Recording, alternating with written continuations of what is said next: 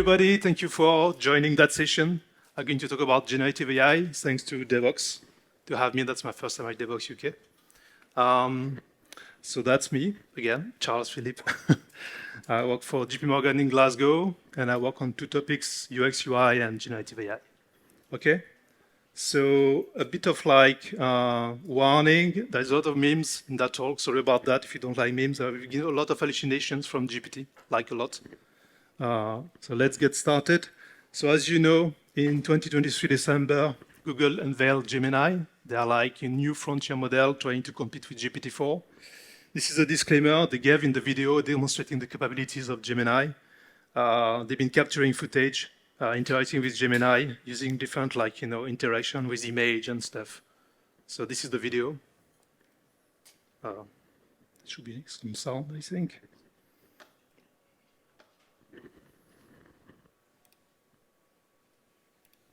It's starting. It's the country. Sure, let's do it. Clue 1. This country is the home of the kangaroo, the koala, and the Great Barrier Reef. Oh, that's easy. Clue 2. This country loves football and has won the most men's World Cups in football history. So that looks impressive, right? Well, breaking news, it was a bit made up. So Sorry, folks, if you're looking for seats, there are still 5 seats here in the front.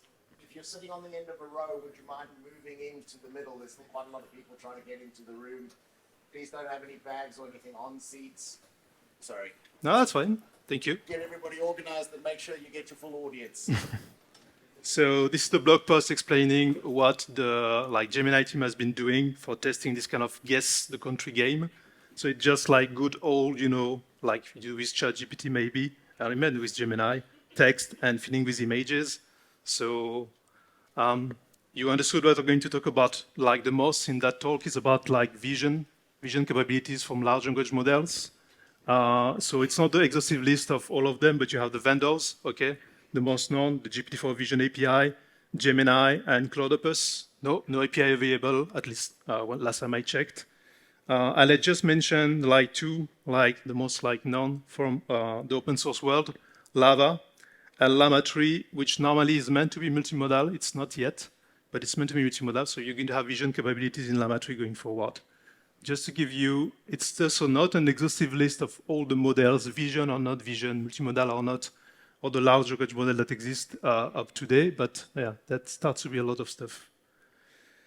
So quickly, I'm going to show you the ones that haven't made the cut. So when I was, thinking about that talk and trying to explore this kind of example that Google was showing with Gemini, the guess the country game, I wanted to have Claude or Gemini and GPT competing with each other.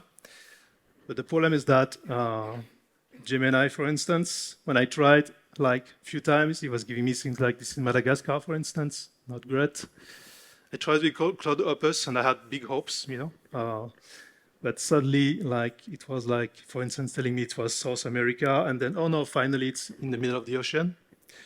I'm not pointing the finger at Lava because it's an open source model, it's great, but just answer was very funny. I asked which country my finger is pointing at, and you can read it. My finger is pointing at the United States.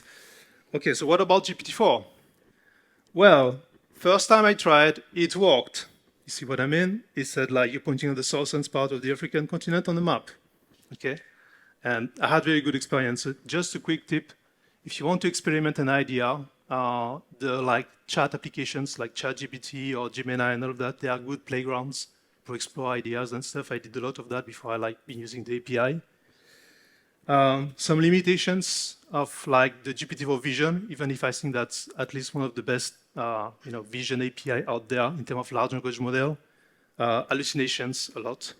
Spatial reasoning. So what I'm trying to achieve here is very hard because they are not recommended to be used for that. And counting, but counting, you see that with ChatGPT as well. They're not very good at counting, so I think it's GPT-4 in general. Okay, so let's start with a demo. So let me do that. I start that thing. So quickly, I've been using Godot. So for the ones who knows Godot, it's game engine like Unity or Okay, I think it's not responding. Or maybe just have a bug, visual bug. No, it's starting.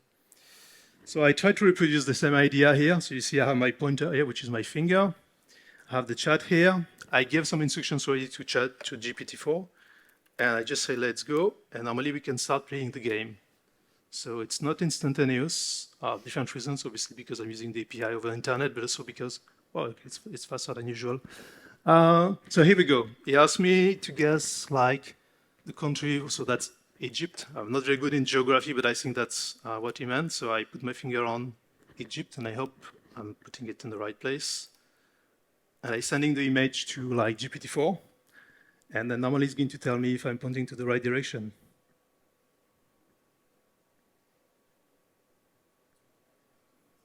Okay, he said the tip of my finger is on Egypt. Okay, so let's move to the next one. Kangaroos, koalas. So anybody in the audience knows what he's talking about? Australia, yeah, I think so too. But let's put the finger over there and see what happens. Well, I told you I was very bad at geography. I know Australia is over there. I promise. So let's see what he's going to say. Even the finger is pointing to Australia. So that's not very likely. That's, let's say, no, look closely. So I ask it to, like, try to pay more attention to the image. That's literally what I'm doing here.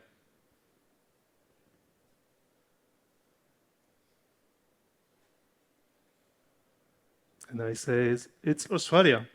Okay, so it doesn't work very well. You should admit that.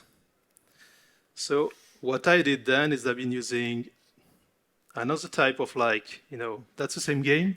As you can see, I have a red dot. Okay, the map has very high contrast. And that's one of the best practices I'm going to tell you when you use the vision APIs. And that's what I'm using here. So that's the same instructions, more or less, but no, it's not tip of finger. It's a red token. So let's go. Let's see which one is going to tell me. He may ask for Egypt again, because if using the temperature of 0, I'm going to come to temperature at some point in that talk. And that one is like, yeah, Egypt. So let's put that in here. Let's see what GPT-4 is going to say to me now. See, Greenland. Oh, it worked that time. So you figure out I was like, doing like funny stuff. Let's try another one. Let's go to China.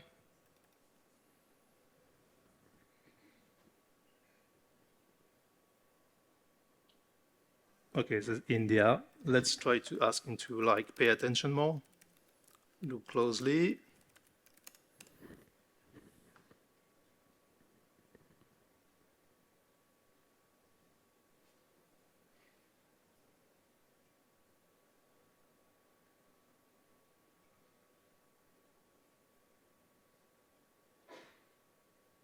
China. Okay, you got it. So good job, GPT-4.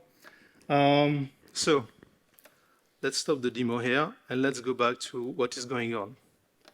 Okay, how you can leverage like the best out of the vision APIs.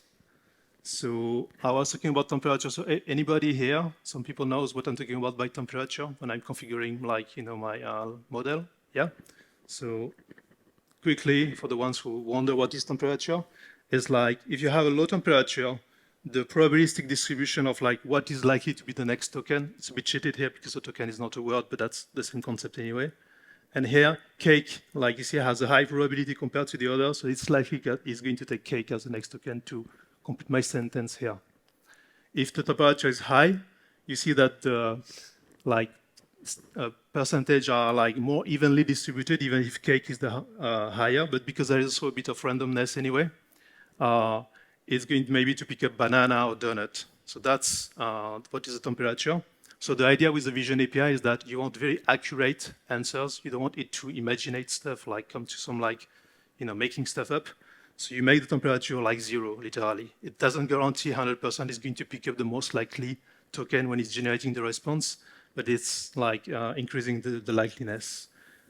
Quickly, top K and top P are also like configurations you can give when you create like your connection to the model. So top K is like, you reduce the like number of possibilities that it can answer. So it has all these different answers available, but you say take the 3 most likely token to complete the sentence.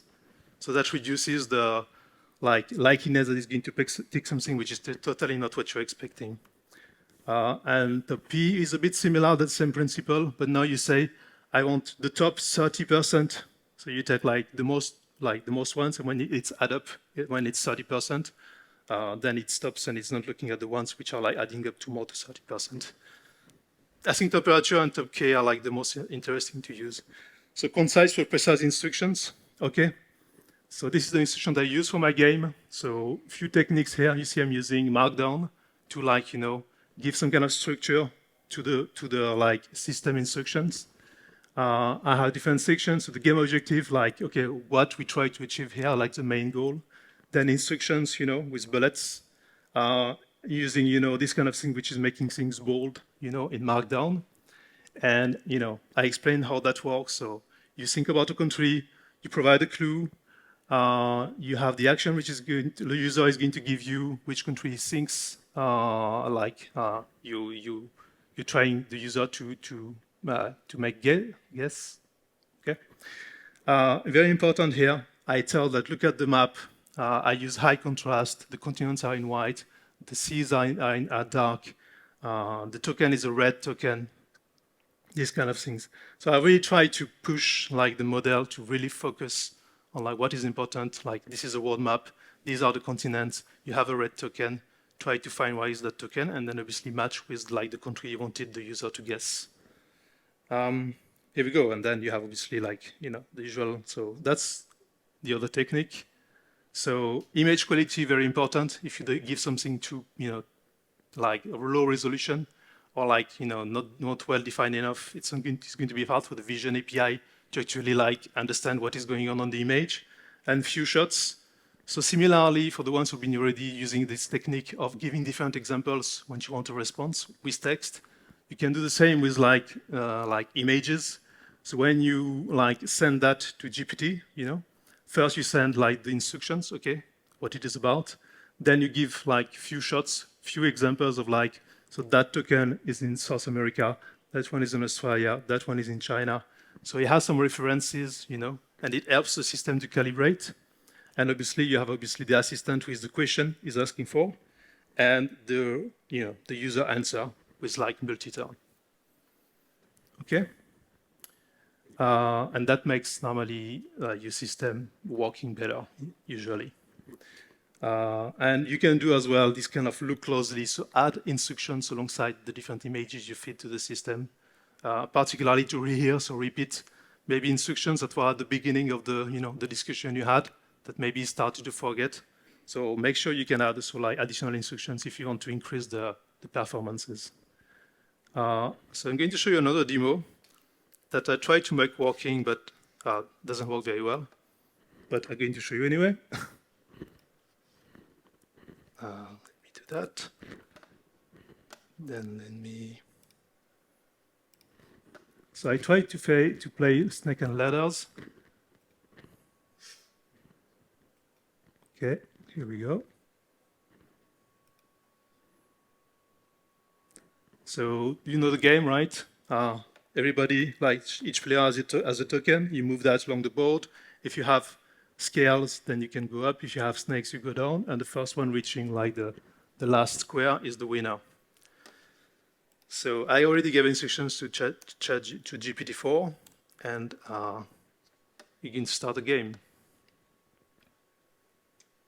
So I need to tell it dice is, let's say, 4, and you are a slug. So we're trying to, that's part of the insertion, by the way, is I'm going to, so I have some issues with my Godot, but that's not a photo of Godot. I promise Godot is great. Here we go. Getting there. Okay, square 4, more or less. So let's see. So I'm sending the image, the state of the board. So it has, the dice number. It has the state of the board, and it's trying Slow to tell. and steady wins the race. I've moved to square 4. Now it's your turn, roll the dice and let's see how fast you can move. Okay, yeah, I make it speaking. So quick hack, here I'm using the, the Cortana API in Windows. So you have like text to speech for free, and that's quite speedy. And you can change the voice as well. So that's a good hack if you want to implement like text to speech for cheap on Windows, you can use that. Okay, so now the idea is that I'm going to take my token and put it here, if I can. And I'm going to tell something silly to GPT-4. I'm going to say, dice is, let's say, 10. I will win mate. Sorry, I forgot to send like the image as well.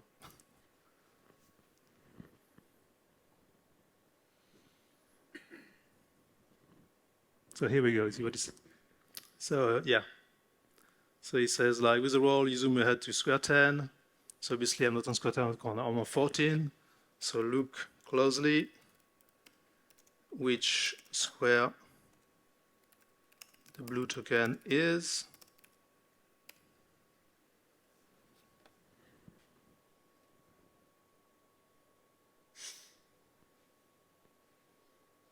So it says it's on square 12, not square 10. Okay, so interesting thing when I was, so it's not working very well. I told you it's going to hallucinate a lot. Let's stop it here. So when I was using ChatGPT, I had better results. So what would be nice from OpenAI is like to release the instructions they use to actually like make the model perform better. Because yeah, we would like similar performances, at least easily having these similar performances in like the applications we're building. But again, to be honest, I'm not using few shots here. I'm not using different like examples. So maybe if I rework that a bit, I can make it working better. Okay. A bit confused. It says 33 minutes, but it's a 30-minute talk, so I think it doesn't really work. That's fine. I still have time anyway. So let's move back to the presentation. Yeah, I have one more thing. So let me explain, because it's about gaming here as well. We covered the vision APIs. So this is a game I was playing when I was 8, so in 1988. I know it's been a long time ago. It's in French, but maybe the sound is a bit loud, sorry. So short story long, it's a game with a text parser. And like you write some sentences or actions or discuss with like the application. And then it's like just responding. And I like to tell that it was my ChatGPT moment in the 80s, because you have your computer and you write some text and he understands it. It was amazing. So what I did actually is that I recreated that game. So literally creating what I tell it. So I just need to quit that. I like to say it's a remaster. So I'm using Gen AI like a lot. For the ones who know, I'm also using Runway ML. I'm using obviously DALL-E for generating the image. I think the sound is going to be a bit loud, so sorry about that. That's fine. Anyway, so that's the same scenes you've been seeing. I just been reproducing that. And I need to stop it because I forgot to start something. So what I'm going to do now is that I can use GPT-4 to be honest with that. But you had a bit of like in the previous talk discussing about Olama. So here I'm going to use local models instead. So let me go back to my game, start it. And let's try to speak to it, by the way. Hello, who are you? It's not checking, maybe it doesn't even pick up what I said.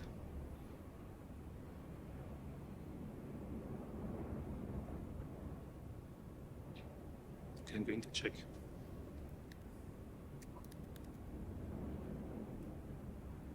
Picked up, but he hasn't responded yet.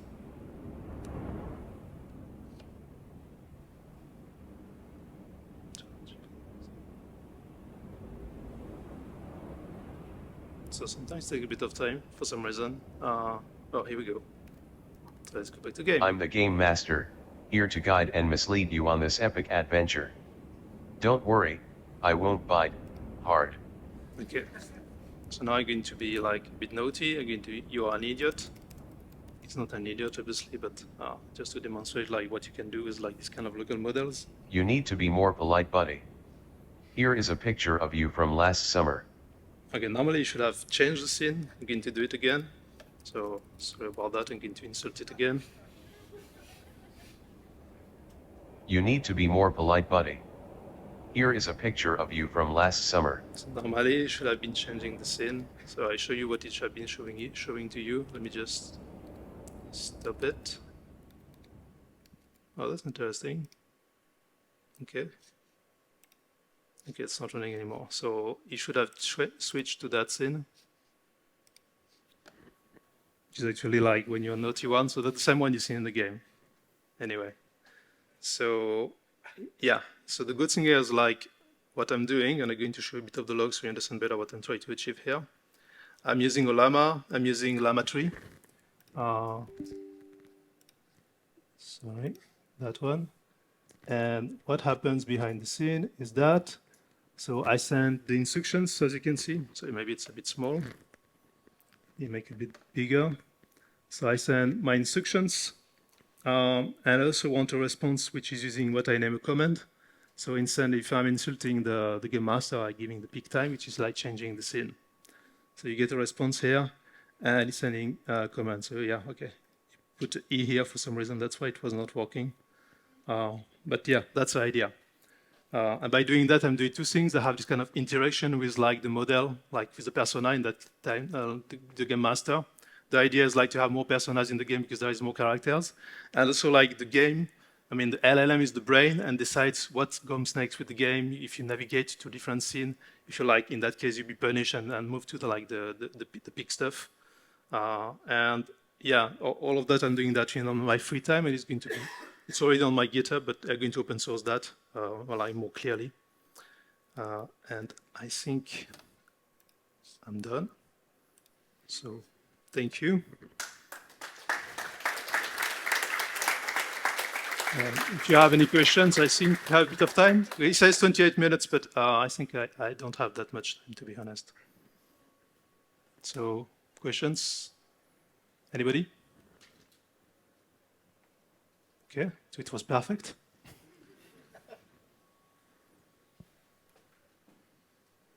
Okay, so thank you very much.